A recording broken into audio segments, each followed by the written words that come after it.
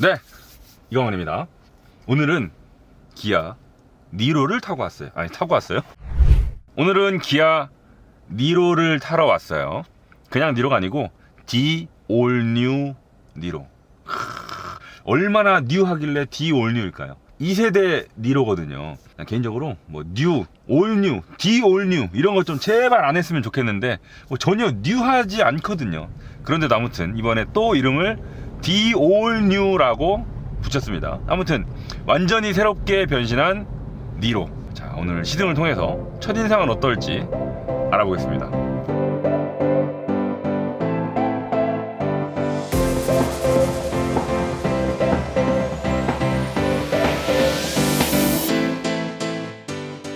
오, 지금 또 전기로만 가는 거야?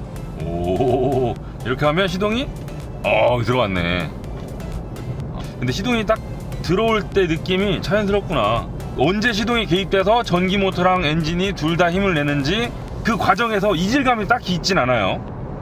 제가 왜 굳이 이걸 지금 알아보고 있냐면, 제가 최근에 탔던 차들을 가만히 돌이켜보면 주로 그냥 내연기관 차였거나 혹은 순수 전기차가 많았습니다. 이렇게 하이브리드 모델은 간만에 타는 것 같아요. 그래서 이렇게 모터와 엔진 둘의 역할이 왔다 갔다 변할 때 그 이질감이라고 하긴 좀 그렇고요. 동력의 전환 이런 걸 느끼면서 새삼 다르다는 걸 깨닫고 있습니다. 근데 그러고 보면 이 시대에 기자를 해서 다행스러운 점도 있어요. 왜냐면 그 정말 드라마틱한 변화를 몸소 체험하고 있거든요. 예전에 동종업계에 몸담으셨던 선배들은 전부 내연기관 차만 줄곧 타셨을 거 아니에요. 근데 저는 내연기관도 실컷 타고 수동변속기도 탔다가 이제는 하이브리드도 타고 플러그인 하이브리드도 타고 전기차도 타고 거기다 수소차도 타고 정말 많은 종류의 파워트레인을 경험하고 있잖아요. 그래서 어떻게 보면 공부하느라 힘들기도 하지만 참 재밌는 부분도 있어요. 자, 그래서 이 니로 하이브리드를 오늘 만나보고 있습니다. 니로가 2016년도에 나왔죠. 그때 아이오닉보다 조금 뒤에 나와서 아이오닉은 별로 인기가 없었는데 지금 그 브랜드 아이오닉 말고요, 차 이름 아이오닉 있었잖아요. 그 아이오닉은 판매량이 그렇게 썩 신통치 않았었는데 그 뒤로 나온 니로는 아이오닉보다는 좀 더 많은 사랑을 받았죠. 차는 좀 크고 장비도 얼추 좀 잘 갖춰서 나왔어요. 거기에다가 또 하이브리드 파워트레인을 얹어서 연비도 좋고 가격 대비 차가 좀 컸어요. 아이오닉보다도 좀 컸고요. 그렇다 보니까 상대적으로 좀 더 인기가 높았죠. 그리고 그 인기가 많이 시들지도 않았습니다. 불과 얼마 전까지만 해도 많은 사람들이 니로를 좋아했어요. 근데 공간, 실용성 이런 게 필요한 사람들이 니로를 좋아했었고, 또 멋을 좀 중시하거나 디자인에 관심이 많거나 이런 분들은 에야 그거 니로 별로 이상하게 생겼던데? 라면서 큰 관심을 기울이지 않았죠. 왜냐, 아니 탄 사람들은 되게 좋아하는데 안 탄 사람들은 별로 관심이 안 가. 왜냐면 방금 말씀드린 것처럼 생김새가 좀 심심했었거든요. 마치 디자이너가 큰 고민 없이 그냥 집에서 추리닝 입고 쓱 그려서 만든 것 같은 그런 생김새를 하고 있었기 때문에 그 디자인적으로 뭔가 임팩트가 없었어요. 왜 우리 생긴 게 마음에 들어야 연비는 어떻지? 넓은가? 가격은 가격도 괜찮네. 이렇게 그 다음 질문으로 이어질 텐데, 니로 같은 경우에는 디자인부터 벌써 별로 매력이 없어서 크게 사람들한테 어필을 하지 못했었죠. 근데 막상 타보니까 좋아. 그러니까 실제로 탔던 사람들에게는 큰 만족감을 주었던 차이기도 했고요. 자, 그랬던 니로가 이번에 2세대로 진화하면서 그 방금 말씀드렸던 니로 1세대 모델의 가장 큰 단점이라고 말씀드릴 수 있었던 디자인을 대폭 갈아엎었습니다. 아주 눈에 띄게끔, 진짜 좀 어떻게 보면 자극적이기까지는 아니고 정말 사람들이 우와 저 차 특이하다 라고 한 번쯤 고개를 들려서 볼 만큼 디자인에 신경을 많이 써서 새롭게 태어났죠.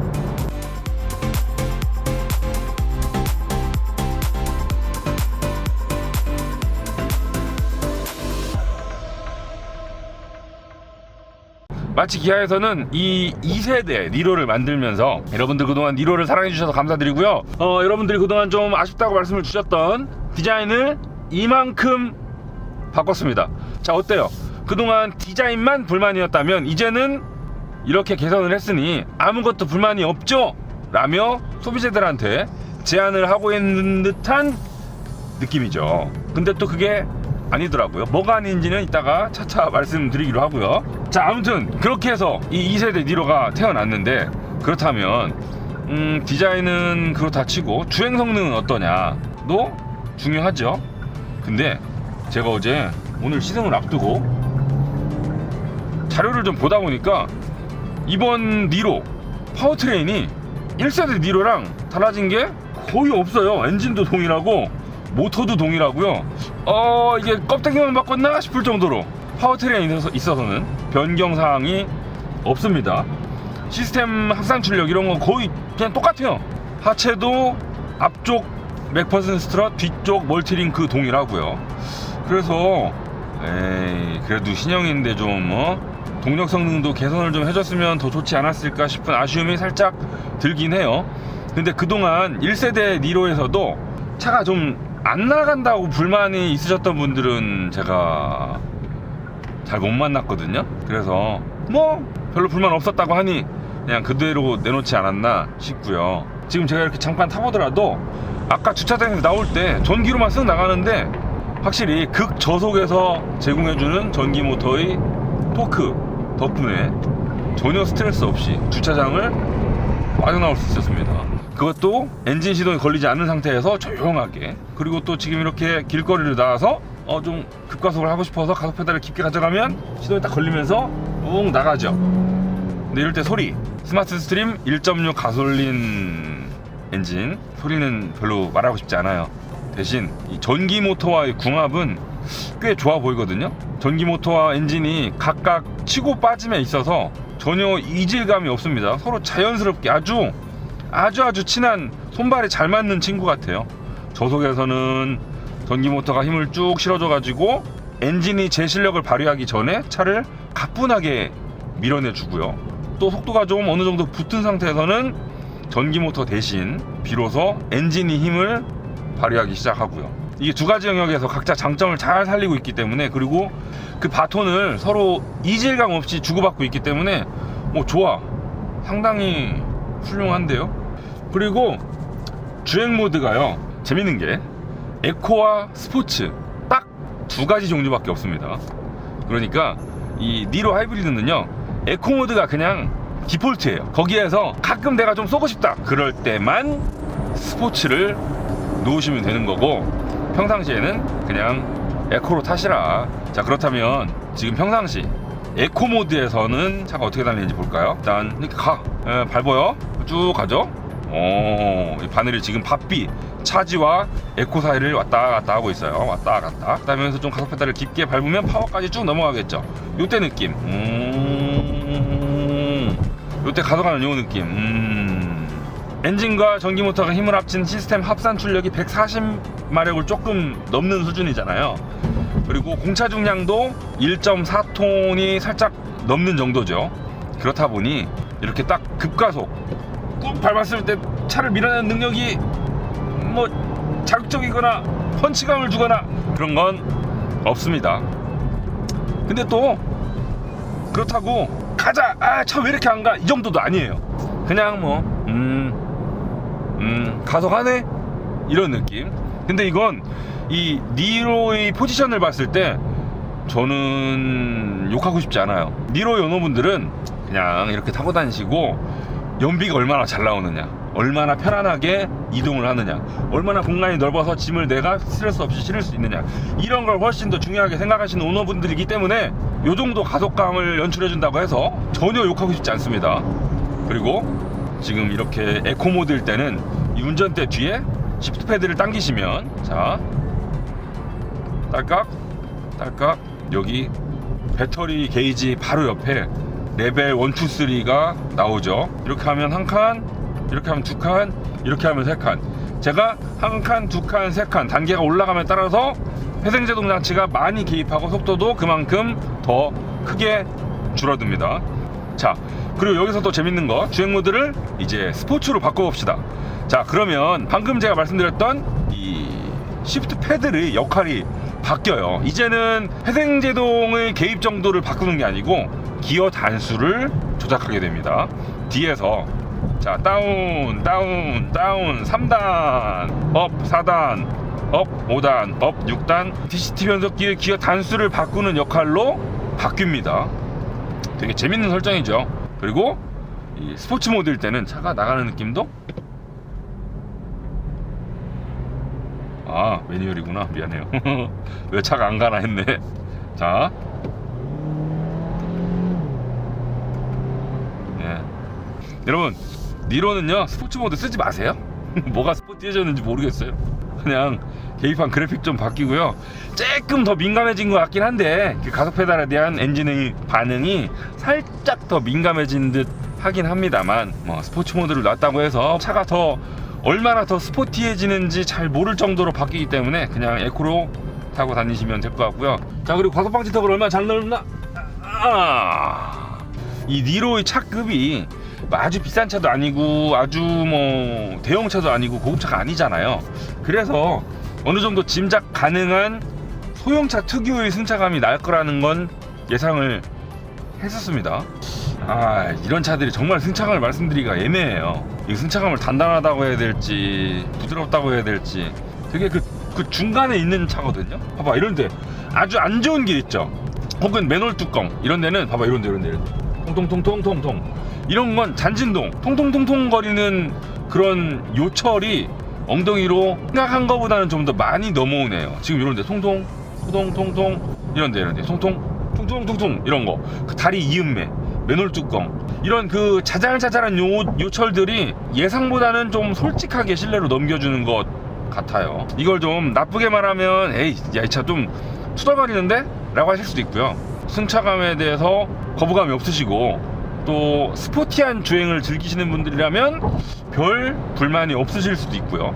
오너의 취향에 따라서 상대적인 거니까 제가 뭐 잘잘못을 따질 수 있는 건 아니고 다만 이 니로의 성격으로 봤을 때 가장 많이 자랑하고 있는 게 운동 성능보다는 연비잖아요. 막 16인치 휠 기준으로 국산 SUV 중에 가장 뛰어난 리터당 20.8km를 달릴 수 있습니다 라며 자랑을 하고 있는 것만 보더라도 이 니로의 성격을 알 수 있죠. 이런 니로의 성격으로 미뤄봤을 때 이런 조금 약간 통통거리는 하체 느낌은 이거보다는 조금 더 부드러웠어도 되지 않았을까, 그게 더 니로랑 잘 어울리는 하체 세팅이 아니었을까 싶은 생각이 살짝 드네요. 근데 지금 이 니로에요 6단 DCT가 들어가 있잖아요.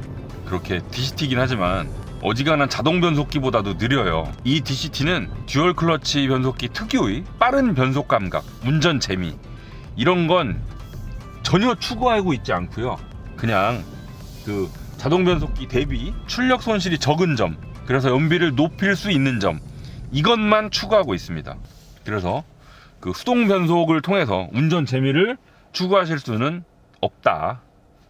근데 아까도 말씀드렸지만 이거 니로가 운전 재미를 추구하는 차는 아니라서 이것도 흉보고 싶진 않아요. 계기판을 보시면 지금 에너지 흐름도를 확인하실 수 있죠. 이 니로는요 이 모터로 갈 때 기분이 좋네. 특히 모터로만 갈 때 오히려 더 쾌적하게 달리는 느낌을 줘요.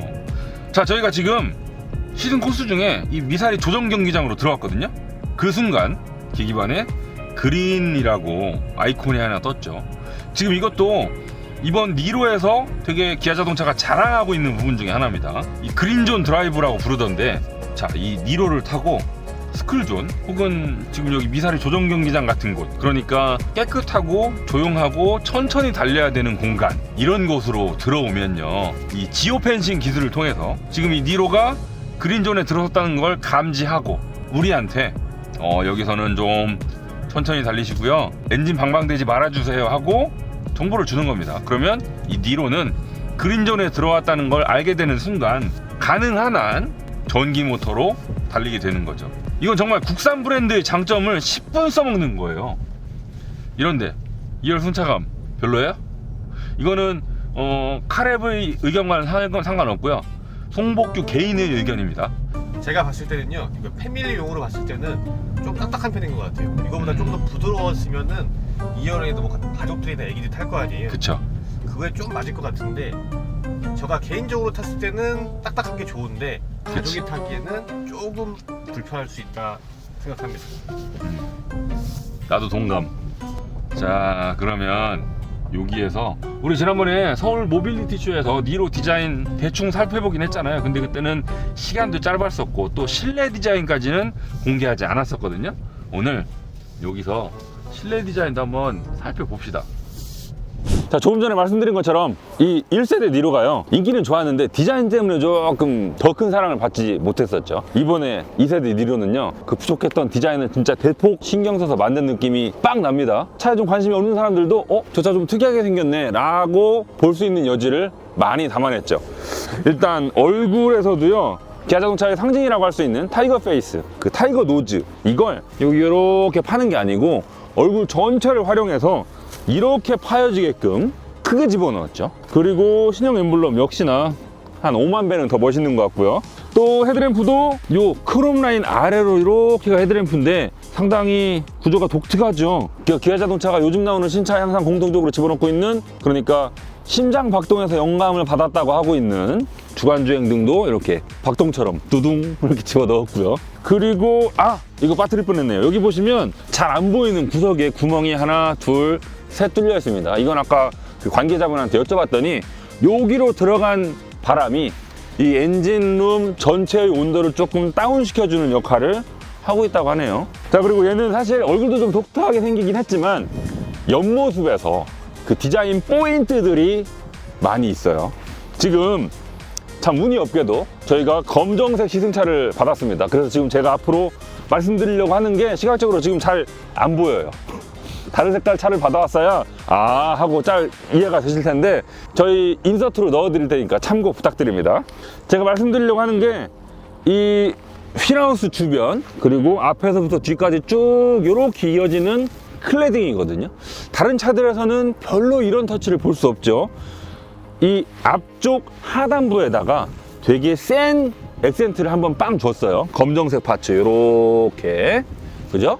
그리고 또 쭉 뒤로 가시면 처음에 이 2세대 니로 사진이 공개됐을 때 많은 사람들이 신기하게 쳐다봤던, 많은 논란을 불러일으켰던 C필러가 자리하고 있습니다. 그러니까 이 니로를 옆에서 딱 전체적으로 놓고 보시면 C필러가 정말 이 니로에서 가장 큰 디자인 포인트잖아요. 그리고 이쪽이 부피도 커, 요소도 많아. 리어램프, C필러, 다른 차체 색깔이랑 다르게 들어가 있지, 이런 돌기도 있지. 그렇다 보니까 시선이 너무 여기로만 쏠릴 여지가 있잖아요. 그래서 약간 균형을 맞추는 차원에서 앞쪽에다가 이런 독특한 형태의 검정색 클레딩을 박아놓지 않았을까 싶은 생각이 들고요.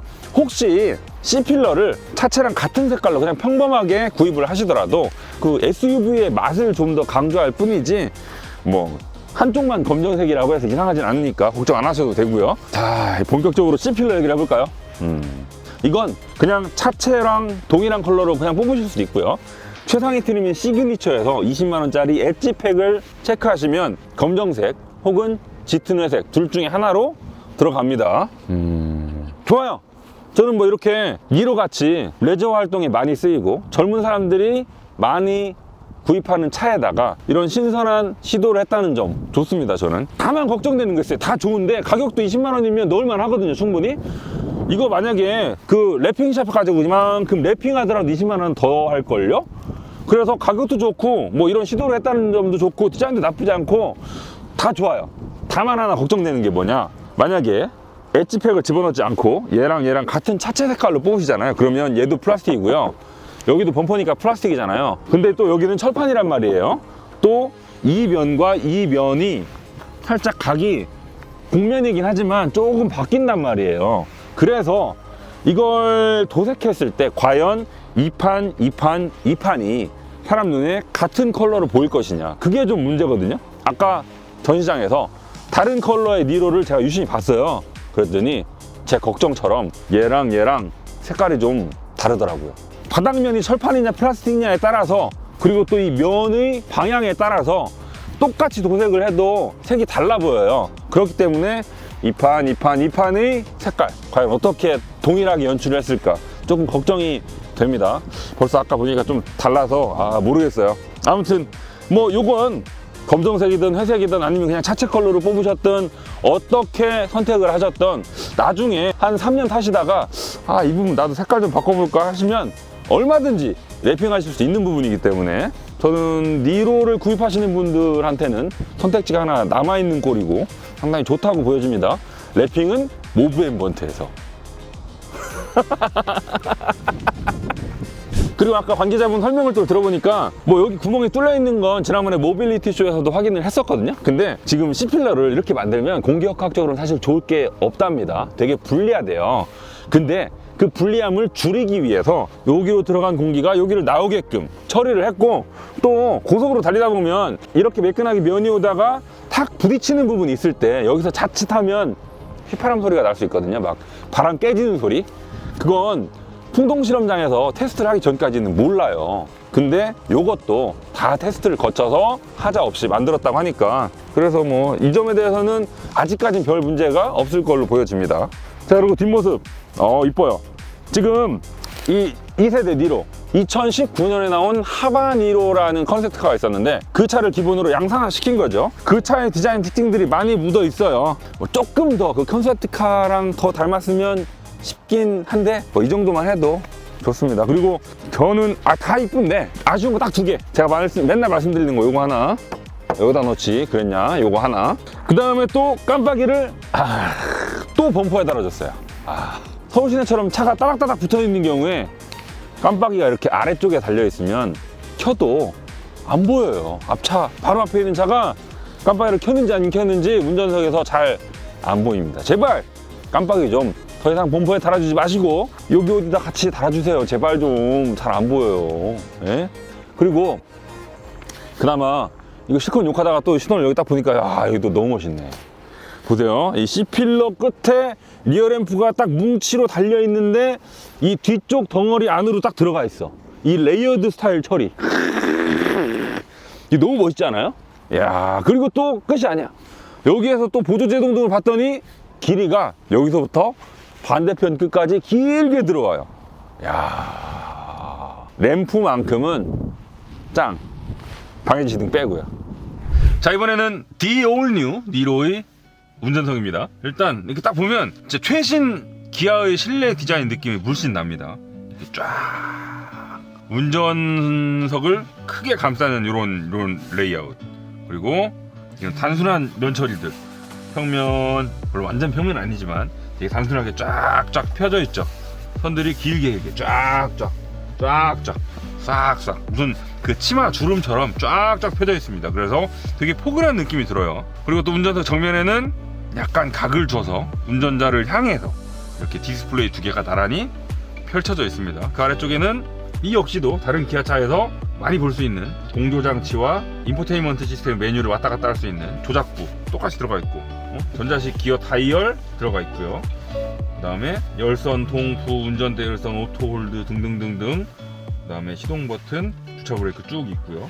컵홀더 크게 있고. 이런 구성들 단순하고 쓰기 편하고요. 직관적이고 뭐 더 바랄 게 없을 정도로 좋아요.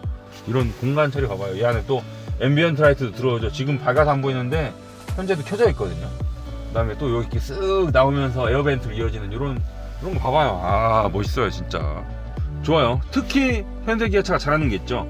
수납 공간, 그 다음에 승차 공간. 그 패키징 면에 있어서는 원래 잘했던 거고 지금도 잘하는 거거든요. 거기에다 또 하나 잘하는 게 편의 장비 풍부하게 넣어주는 거. 지금 니로의 급을 감안했을 때 이 정도면 진짜 그 있냐 없냐만 놓고 봤을 때는 다 들어가 있다고 보시면 됩니다. 물론 이 신차는 시그니처 트립의 풀옵션이니까 지금 이렇게 호화롭지만 돈을 추가해서라도 넣을 수 있다는 점, 그런 점은 상당히 좋죠. 근데 또 아쉬운 점도 있죠. 예를 들면 이런 전자식 변속 다이얼 이런 거는 최상위 트림이 시그니처에 가야만 집어넣을 수 있다는 점, 중간 트림이라도 제공을 해줬으면 좋지 않았을까 싶고요. 설사 여기에서 좀 욕심을 낮춰서 이렇게까지 풀옵션으로 하지 않고요, 적당히 옵션 중간 정도로 사셔도 충분하지 않을까 싶습니다. 그리고 또 뭐 이런데 헤드라이닝 같은 것도 친환경 소재를 썼다고 자랑하고 있고요. 요즘 많은 자동차 회사들이 신차 내놓을 때마다 하는 얘기들이죠. 아까 실외 디자인도 그렇고 실내 디자인도 그렇고 이 디자인만큼은 이거는 일치월장, 상전 벽해 뭐 이런 미사역으로 부족할 정도로 훨씬 좋아졌습니다. 자, 이번에는 2열입니다. 이 니로, 정말 공간 때문에 니로를 찾으시는 분들이 많았잖아요. 그 점을 2세대 개발할 때도 충분히 염두에 뒀었겠죠. 공간, 지금 1열 시트 제모에 갖추고 주먹 2개 반, 3개 그 정도 들어갑니다. 요 턱 조금 튀어나와 있긴 한데 이 정도면 무난한 수준이고요.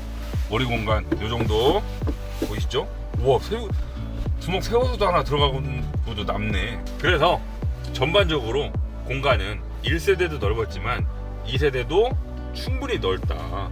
열선 시트 빠뜨리면 우리나라 사람들 역정내죠. 아주 이거 넣어줬고요. 또 여기 USB 타입C 포트 충전구도 양쪽에 하나씩 자리를 해줬고요. 여기다가 케이블 꽂고 핸드폰 여기다 딱 찔러 놓으면 되니까 아주 좋고요. 이것도 깔끔하게 잘 만들었네. 소재가 조금 너무 딱딱한 플라스틱스럽긴 한데 뭐 괜찮습니다. 이해할 수 있어요. 그리고 220V 파워 아울렛 하나 있고요. 컵홀더 일반적이고요. 사실 이 니로 2열에 앉아서 우와 할 만한 어떤 장비가 있는 건 아니에요. 그냥 흔히 보던 수준의 장비인데 그걸 되게 깔끔한 디자인으로 널찍널찍하게 잘 뽑아냈다는 점. 그리고 이번 신형 니로에서 좋아진 점이 뭐였냐면 바로 이 2열 시트 등받이 뒤 트렁크 공간입니다. 기존 1세대 니로가요, 디자인을 보시면 프론트 오버행, 리어 오버행이 상당히 짧거든요. 그렇다 보니까 이 뒷바퀴 요 뒤쪽 트렁크가 상당히 좁아서 많은 분들이 좀 아쉬워했었는데 이번에는 그 부분을 조금 개선해서 기존보다는 넓어졌다고 합니다. 눈으로 딱 봐도 1세대 니로를 제가 봤었던 것보다는 확실히 트렁크 공간이 넓어졌다는 걸 확인할 수 있어요. 그리고 이걸 접으면 2열 등받이를 접으시면 트렁크 바닥과 등받이 사이의 각도 살짝 있긴 합니다. 근데 저는 다 좋아요. 운전석, 2열, 트렁크까지 뭐 더 바랄 게 없을 정도로 좋아요. 이 정도면 실내는 아주 대만족입니다. 딱 하나 빼고요. 니로의 성격을 봤을 때 활용도를 조금 더 높이려면 이 2열 등받이를요, 지금 보시는 것처럼 6대4가 아니고 4대 2대 4로 해주셨으면 좋지 않았을까 싶거든요. 그랬으면 양쪽에 승객들 안고도 가운데만 내려가지고 긴 스키나 보드 같은 거 충분히 실을 수 있거든요. 이렇게 잘 하셨으니까 딱 하나 4대 2대 4 요것도 좀 추가해 주세요.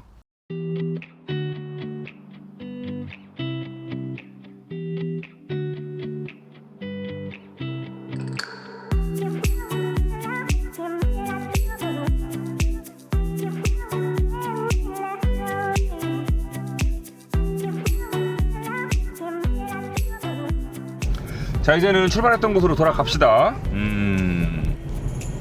자, 앞에 과속방지턱이 있어요. 여기에서 제가 하나만 확인해보고 넘어갈 게 있습니다.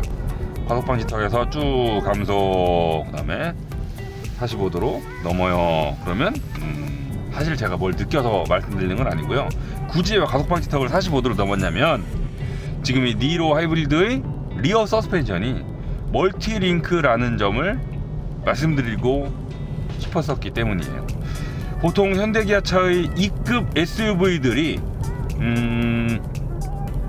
후륜 서스펜션에 토션빔을 기본으로 넣는 경우가 많습니다. 그 중에서도 사륜구동을 적용해야지만 멀티링크가 들어가요. 근데 이 니로는요, 그냥 기본적으로 후륜에 멀티링크를 넣어주고 있으니 이것도 장점 중에 하나라고 볼 수 있죠.